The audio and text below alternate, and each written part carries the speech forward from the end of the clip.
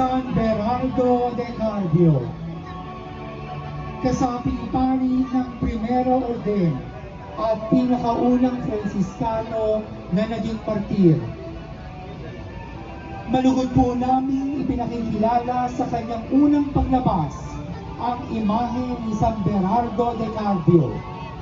Si Fray Berardo kasama ng 4 na iba pa ipinala ni San Francisco sa Andalusia, sa katimugan ng bansang ngayon kilala bilang Espanya, para magmisyon. Do'y binihag sila ng mga Muslim at ibinilanggo sa hilaga ng Afrika.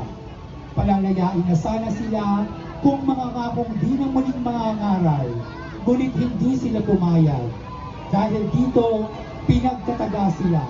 Si San Berardo ang naging unang martir ng Orden Franciscana. Siya at ang kanyang mga kasama ang naging inspirasyon ng isang batang Portuges para maging Franciscano, na kilala natin ngayon bilang si San Antonio de Padua.